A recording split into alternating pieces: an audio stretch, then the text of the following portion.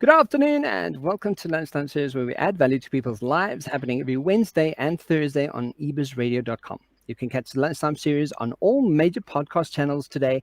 And to help us grow the channel, add more value to people's lives, please follow, like, and share today's conversation. On today's coaching segment, we have director and co-owner at Raintree Business Coaching, Leoni Coetzee. How's it, Leoni? How are you doing? Good, thanks, Kevin. How are you? Good. I'm so glad that we could be back and having this conversation.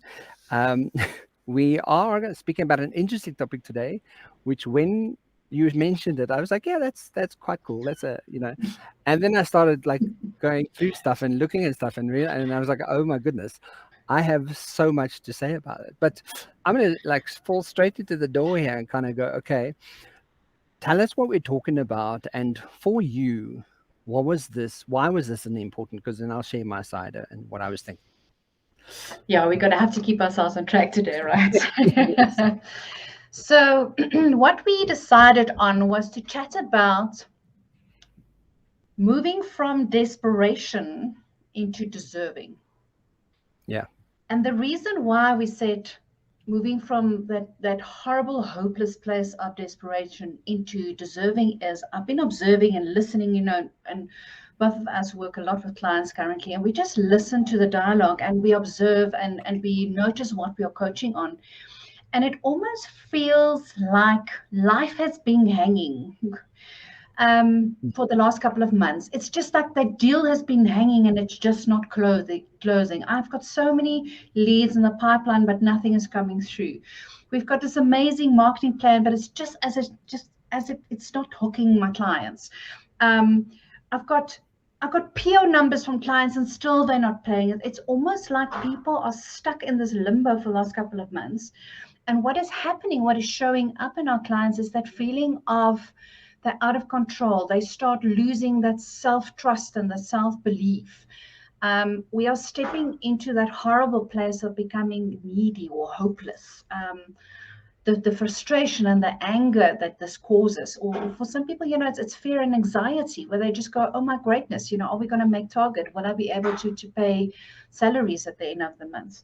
And it's as if people and leaders and the business owners that we're working with is more and more starting to spiral down into this state of desperation. And then we wake up on a Monday morning and we are in load shedding level 6 in South Africa. Even to start talking about what's happening abroad. And what we are seeing is that desperation where people are losing hope, and they're surrendering to the despair, and we are feeling hopeless, which leads to that rashness, where we make impulsive decisions, or we just negatively spiral down, and we get to that point of, what's the point, right? And we also become selfish because what's mine is mine, and I don't want to share what's mine, right? Like I hold on to it so tightly. Yeah. And the other interesting thing about being in this horrible space of desperation, it almost becomes like a repellent. The more love we need, the more we push it away. The more money we need, my MD used to call it the hungry wolf. If you walk into a meeting and you are a hungry wolf, you're going to repel the client away. No one's going to sign a deal with you. It's almost like the more we get desperate, the more we're pushing things away, anything positive away, and then we become more and more desperate. So this is horrible cycle that we're stuck in. And I thought it would be so valuable for us to just, eyeball this thing and really unpack it to support our listeners with some really awesome tools on how we can step out of that place. Yeah, and when we started this conversation, I've looked at it also from a personal level, when like what am I deserving of, so and I think that permeates. What it's doing is it permeates into your teams, it permeates into your leadership decision making processes, it permeates into to really starting to hold you back from what potentially could be. And because it's coming from a space of desperation, it limits innovation and creation and dreaming and visioning, and everything that's an expanse. If you think of desperation in itself, it's a very contracting kind of feeling. It's a very contracting kind of energy. And if we are not relevantly and regularly aware of, is this moment that I'm having a very contracting space, or am I aware of the fact that I'm feeling this? And, what is the opposite of that? And that's so important to kind of for everyone to hear in this conversation today, because I think there is so much wrong in the world today currently. And one of the points I want to raise to this is because if you think of it, 20 to 30 years ago, social media wasn't available, right? Today we are corrupted, right, by what we read, because it's in the palm of my hand all the time. The only thing is, I'm responsible for what's in the palm of my hand all the time. And that's, I think, a huge differentiator where, and there's psychology, there's science, there's studies to prove that what you're doing and what you're keeping your mind busy with constantly will have inevitable effect on how your life shows up for you, right? So I think it's a very good conversation to have. I mean, I was looking at the Britannica dictionary, and it says desperation means a strong feeling of sadness, fear, and loss of hope, right? And you kind of go, that's very, very heavy information. That's very, very heavy to sit with that emotional state, and go through that. And it's scary. I think it's a very scary place that we currently live in. And people like you and I, because we do what we do, because we keep ourselves busy with what we do, and we've learned things about how the brain works, how you can actively use techniques to change things. You and I are more relevantly aware of how desperation can creep into a conversation or creep into that new client. Like, oh, I'm so desperate for the money. I'm so desperate to just get it. And then suddenly you start doing things and reacting in a way. But those people who aren't relevantly doing what we do, they kind of just fall into desperation immediately. And that's not a useful state to be in. So I think today's conversation is really wanting to showcase, guys, relevantly hear or relevantly recognize which space are you playing and which wolf are you feeding, right? Desperation or deserving, because whichever one you feed will show up more relevantly, really. Kevin, it was just, if I think back in my life, this was probably the most empowering realization I had, was that it is about which wolf you feed, right? It is actually a choice. One can consciously choose different. It was such a simple yet such a profound realization that really propelled my life in a completely different direction. And I'm not going to be arrogant and say I get this right all the time. In actual fact, it's very easy to fall back into that. It's consciously stepping up. But you started speaking to that mindset and that choice around the mindset. And I think it's also just important for us to pause a little bit to go, so what does this look like? If we say we're looking at the polar opposite, if that hopelessness speaks to that desperation, what does it look like when we step into the mindset of deserving?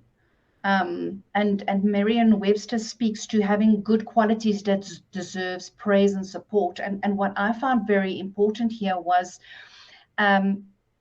people who have these qualities and recognize these qualities in themselves are able to then confidently step up and start achieving and realizing what they want.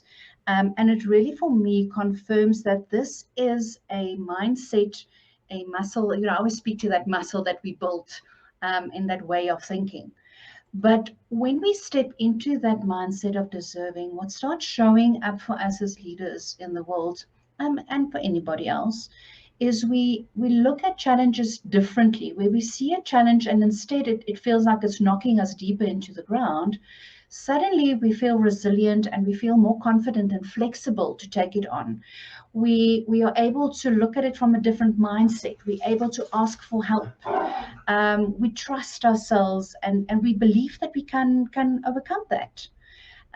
It's we have that ability to reflect back in our lives and say, but you know what, I've overcome this before. I've got the resilience. I've got the tools. I can do this. So there's the belief, and it's not an arrogance, right? It's a assertiveness. It's a confidence. It's a knowing in oneself, that self-trust that I can do this. And then we look at challenges and we look at life and we feel curious about challenges, even sometimes excited, where we kind of look at, okay, so load shedding level 6. I'm curious. Let's see how we can overcome this challenge, which feels immediately lighter, right? And it's on that sorry, on that point, I don't know where I've read it. I need to actually go and find it again, but I think it was on Forbes. And the number one, they were speaking about the number one skill that a leader can have in the world today is curiosity. Yeah, because it speaks to that openness and our ability to be agile, to be flexible, Yeah, to be curious. Yeah, it is such an incredibly important skill to have. absolutely. And it's fascinating when we step into this mindset, in the knowing that we can, that we deserve. Um, it's it becomes that muscle that we can apply, and then when people look at us, it's kind of, oh, that person is so lucky, look at how well they're doing, not knowing that this is actually hard work. And I say hard work, in inverted commas, because it's a mindset, it's a muscle that we've built. um, Yeah. So I just wanted to speak to the two polarities of, what does it really look like when we're showing up in that space of, and how do we recognize in ourselves when we are stuck in that deep, dark, horrible pit of despair, of desperation? Yeah. And what does it look like? What is that polar opposite side, and how do we resonate with that? But what I'm curious to hear from you, because I know, and I've been there, if you are in a deep bit of despair, how the hell do you shift to the other side? Because it's one thing, come on, guys, let's all be positive, but we know Yeah. that it's not just that easy. So one of the things that we have as from an NLP perspective, right? And this is neurolinguistics. One of the questions that you ask is like, now that you know what it is, tell me what it's not. Right? Exactly to your point. Now that you know what it is, you know that desperation is that feeling, you're connecting to it. It's like the clients aren't accepting things. You know it. You know it so well that it's tangible. It's almost like a tangible that you can reach to. But now that you know what it is, tell me what it's not, right? And from an NLP perspective, part of what the NLP communication model tells us that our brain filters information, right? We distort, delete, generalize information, and it's billion bits per second all the time. When you say to someone who is stuck and perhaps resonating with that desperation quite relevantly, and you say to them, tell me what it's not, very often people don't know what that question is. They'll go, no, I don't know what it's not. I'm here. I'm stuck here, right? And part of the conversation that I sort of want to share with people today is on 3 points, quite specifically, right? The first one is, and this is science. This has got nothing to do with wishy-washy kind of people's opinion, or science tells you, quantum physics tells you, right? According to quantum physics, atoms have energy that are drawn towards atoms with similar energy composition. So following that principle, the law of attraction states that thoughts like atoms are drawn towards same kind of thoughts. Thus, the law of attraction points out like attracts like. From a quantum physics level, right? If you just take science and say, okay, cool. If all you know as a human being is what desperation is real for me, right? Tell me what it is not, right? And that means you literally have to go and uncover it. Because if your resonance and that which your energy is resonating in is desperation, desperation will show up for you. it will be attracted to how you show up for your life, for your partner, for every moment that it becomes your filter system, right? How you filter conversations and how you delete, distort, and generalize information to that degree. But the moment you kind of go, okay, I know what it is, what is it not, right? What your brain then wants to do is eagerly seek out the bits of information that I'm not seeing, right? And that in itself is just, one point. Seek that with it is not, so that you can find out what the opposite of desperation looks like and feels like and speaks like, and how it shows up, right? You Seek know it what? out. What you are so nicely highlighting here, where people don't often understand this when we say this, is unconsciously, when we are stuck in that space, we keep choosing it because of this like attracts like, and because of our brains filtering and what we think and how we speak and how we act as we choose that. And you're speaking about such a powerful way of just realizing that to start choosing differently. But I'm assuming, Kevin, this is not just a once off quick fix. No. So, and I'm glad that you're saying that, right? Because from a psychological perspective, so we spoke about science. From a psychological perspective, science will show us that 90%, or we think about 60,000 thoughts a day, right? 90% of the thoughts I had yesterday are exactly the same as today's thoughts, right? So if I'm not actively getting up and educating myself about what deserving looks like, I won't know, because 90% of what I was doing yesterday is exactly the same almost exactly the same as what I'm doing today. So if I, as a leader, as a father, as a partner, as a team member, am not actively in the process of learning and becoming curious about what it is I'm keeping myself busy with, I'm just repetitively identifying with what I did yesterday, and I'm doing it at a like an unconscious level, right? So again, from a psychological point of view, my question is, how are you identifying, and what is showing up for you in your world, right? If it is showing up for your world, it is part of your identification. And no one else is responsible for the identity you have. It's your identification. It's your rules. It's your beliefs. It's your values. It's your daily routine. It's your micro habits of getting up. And I mean, you mentioned this morning, drawing angel cards, and part of that preference, that's a micro behavior, right? It's a micro behavior, but part of it is how would I like to be able to show up with what the world wants to show me today, right? I actively have to be involved in that process, because if I'm not, I'm just repeating what I did yesterday. And I want you to unpack a little bit further for us also, because what I often come across is where people get quite angry and they quite resentful, where they look at their lives and they say, but all of these external things happen to me and it's not my fault. How can you say it's my responsibility? How do you say I am choosing all of these horrible negative things happening to me? How do you speak to that, Kevin? And I hope I'm not putting you on the spot yet. That's a very interesting topic, because we invariably we believe life is happening to us. We just think that life is happening to us, right? But the more I was looking at, and without bringing religion into this, right?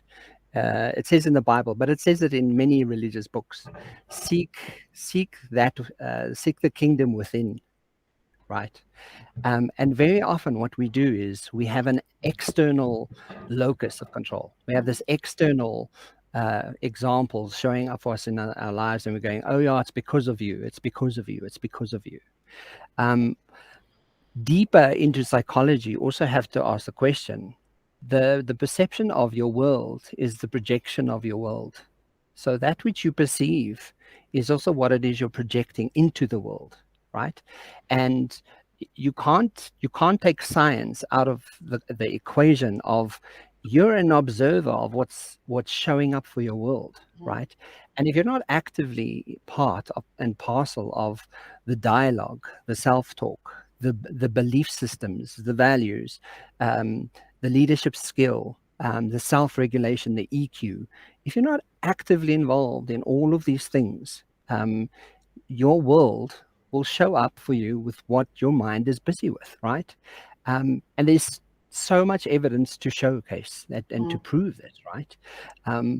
But it is in your control to take care of what you have control of, right? And it's such a simple thing, but so powerful, just that locus of control, where when we start putting our focus on the external world where we don't have control, we Yeah, spiral down into desperation because we do not have control. And the feeling that comes in is that hopelessness, yeah, where if we accept that there are certain unchanged aspects, but I take my control back, I take back my power, and I say, right, within these limitations, what is within my control?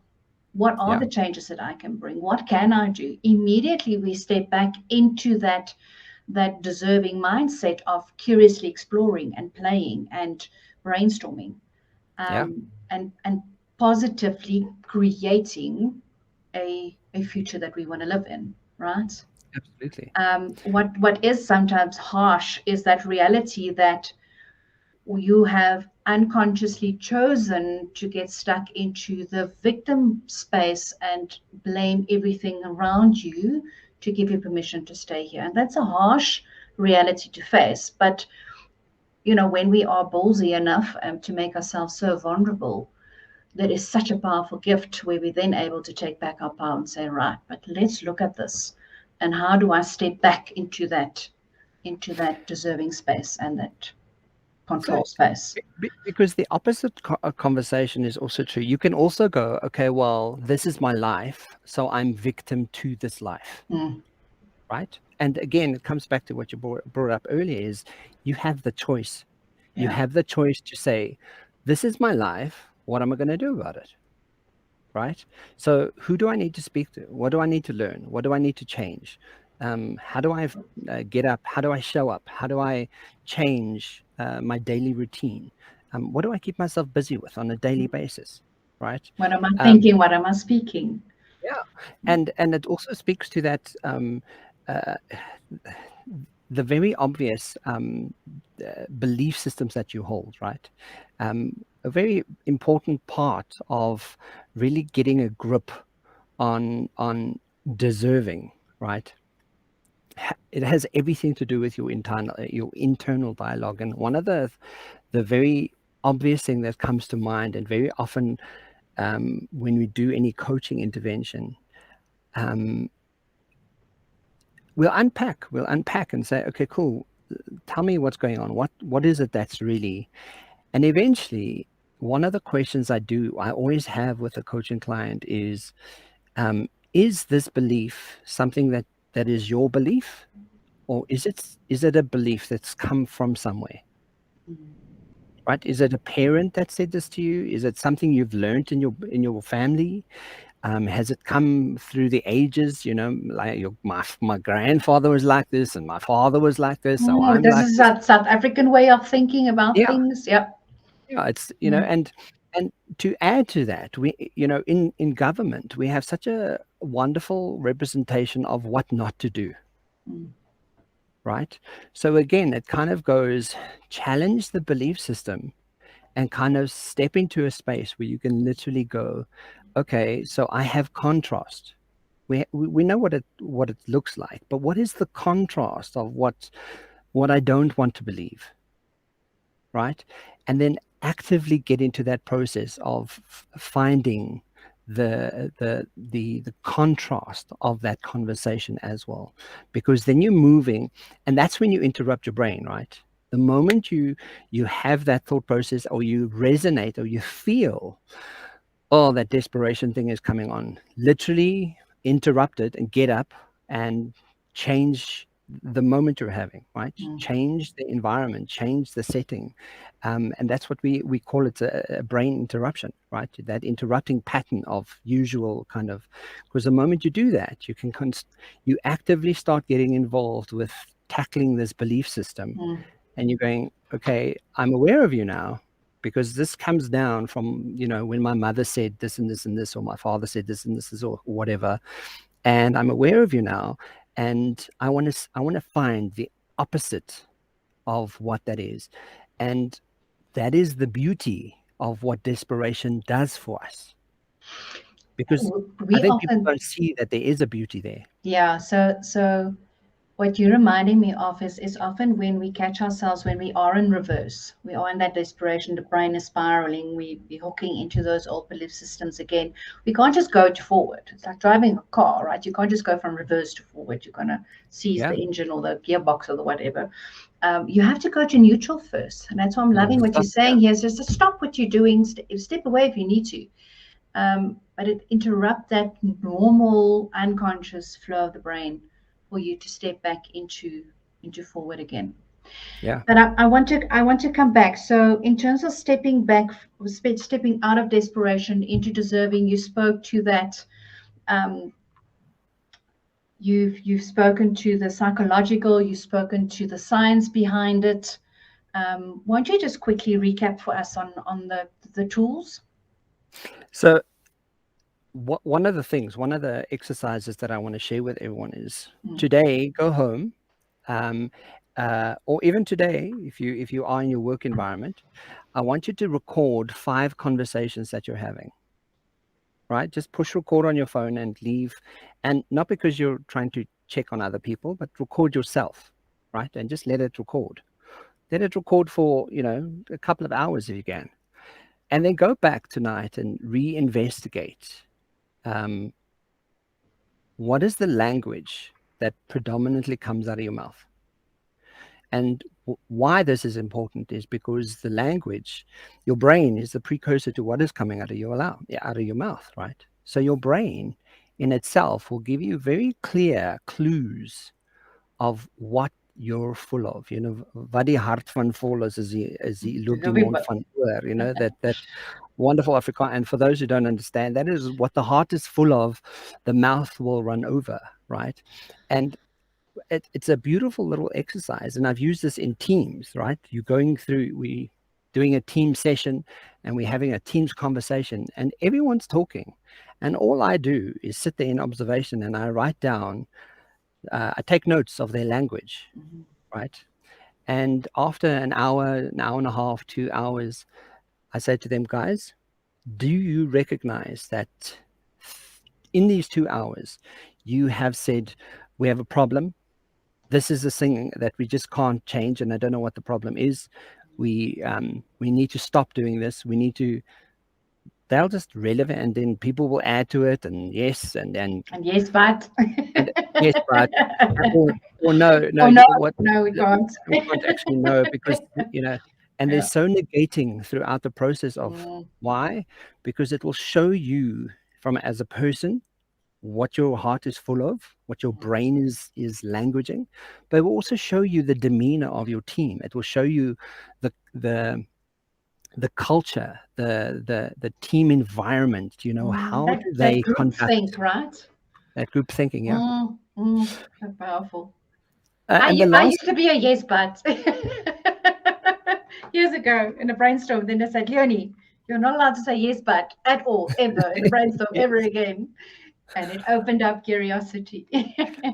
So the other thing, just on that contrast, right? When we, as a tool, the beauty about having desperation is that it's a beautiful opportunity for you to seek out what is deserving, right? And I want to link this to a story, because my fiance's sister died at the age of 34 2 months ago, and she died of cancer. And logic tells you that that's not fair. Nobody deserves that. That's how do you get to a space where that and say that's okay, where she leaves 2 kids behind, younger, they're not even teens yet. A husband, a family, she's 34 years old. And so I had this desperation of this horrible situation that's happened to our family. And I thought to myself, what would be the lesson if Lisa like left me a lesson of life today, right? What would that be? And the deserving lesson is very specifically, I must recognize what I do have. I must recognize that I have opportunity. I must recognize that I have life. I must recognize that even with load shedding and even with all that, I have a life to live. I must recognize that I have a partner, that I'm healthy, that I have a business, that I have internet today, that this light works. Suddenly, you step back into that deserving, and you go, oh yes, and I connect have with that gratitude, right? Completely connecting with gratitude of why you are deserving, right? Because when you're in that desperate mind frame, everything is negated. Everything feels at a loss, at just the worst position, right? But when you do have the contrast, it also shifts your mindset, gets you to start going, wait. I think what you're also highlighting here, and which is so important, is for people to get very clear as to what deserving looks like for them. Yeah, clarity. We have to be very clear, because we tend to be fearful of the arrogance that we might label it because of societal beliefs and stuff. Yeah. But for ourselves, and what a beautiful example of where you were able to look at that sadness and then reconnect with what we are grateful for, and reconnect with that deserving. So powerful. Yeah, because now I'm intentional when I'm having a conversation with my daughter. Yeah. When I'm sitting down and I'm trying to connect with my partner, I'm kind of going, what does connection mean? The fact that I'm here, I'm alive. Yes, grieving is necessary. Absolutely. All the things are necessary. But what am I taking from this? If her life had meant that I could take a lesson from it, how do I then step into deserving and going, I do have life, I do have all these things, and I can actively be more involved and presently cognitive in my life by showing up differently? Because then I'm moving from the desperation to deserving and going, sure. Yeah. And I think of, when my dad passed from COVID, another example, right? He didn't deserve that. That was that he was in a complete desperate, and we couldn't see him because he was in an old age home, so we couldn't go to him. We had to see him through bars, like on the other side of a gate, just to come say hello. And you kind of go, what the hell was that lesson then, right? And what I take away from the desperation of the contrast to the deserving is, my dad would have just wanted me to just flourish. He would have wanted everything for me and more, right? So again, bringing it away from the desperation and kind of going, I'm alive, right? And the love that these people had for me would want me to actually step into a deserving space of going, you deserve the best, you deserve more, you deserve health, you deserve love, you deserve. And then suddenly it's a whole different conversation. Yeah. But if I don't see the contrast, and if I'm not able to step away from it for just a second and to see, what could I take away from this? If I could take away from a very, very sad, very loss, or a huge loss and very fear-based situation, to how do I change this so I can still live, so I can still be. And I would imagine stepping into that mindset of I am deserving and fully embracing that, the way that you show up today looks very different of how you would have showed up in this world stuck in desperation, right? Yeah. And if I have to bring this all together, because I'm just conscious of time for us, it really resonates, or it highlights that first comment that you said, it's which wolf do you feed? Yeah. This is a choice. It is a mindset. It is building the muscle. And I think I'm going to be bold and arrogant in saying I think it is a responsibility for any business owner or leader or anybody to get good at choosing a deserving mindset and Yeah. choosing to feed the wolf that will allow you to step into that space of deserving, where you can curiously look at the world, where you can be agile with your thinking, where you can solution find and look at challenges, and excitedly look at how you can overcome them. It's just creating a world that everybody benefits from living in, versus Yeah. in that dark, horrible space where Yeah. nothing really matters. Yeah. So, and for me, it just in summary of today's conversation, and we've spoken about a lot, but Mm. and bringing it back to leaders and teams and um, it does start with me, right? It Yeah. always, whether you're a leader, whether you're a leader, whether you're a manager, whether you're a school teacher, whatever, it starts with me. I have to have uh, I have to make the choice Mm. of how my life shows up for me today. Anthony, I'm gonna leave with this, and then I'm done speaking. Anthony Robbins, and he's quite a life story to share. But one of the things, and when I heard this first, I was like, wow, that's quite profound. He says, if only we realized that life was working in your favor and not against you, you would come from a different perspective. And yeah, it's like, "Oh, but my life is so bad, or my life is so hard." What do you mean life is working against, well, or for in my favor, right? But when you frame it from that perspective, it's like, okay, then all I have left is to learn. I have contrast. I have what I don't want. And now that I know what that is, I can change it. I have the opportunity to change it. I get very clear as to what it is that I want, and I can choose that. Absolutely. Yeah. Yeah. Leonie, I love this conversation. I could carry on for another hour. Like, It is. But we've got so much to say, and I don't want to say too much, but it is. And I think it's an important conversation to continue having. It's yeah, important conversation to have in our houses. It's an important conversation to have in our offices, everywhere we are. Is what are we choosing? I love that exercise. Record yourself and listen to yourself. I'm already cringing here as I'm going, there's certain things that I'm going to hear that I'm going to have to change. But yeah, I think it would be so profoundly powerful for us to do that activity. Record yourself and listen. What are you speaking about the whole time? And how is that showing up practically in your life? And how can you shift that? How can you choose different? So absolutely. I love it. lovely. Thank you, Kevin. Leonie, thank you so much, guys. If you want to catch this is going to happen once a month. Leonie and I look at very relevant topics of what we're experiencing in the world and what we're experiencing out there in working with teams and working with leaders. And we want to have topical discussions like this to help and unpack them, right? So we can find more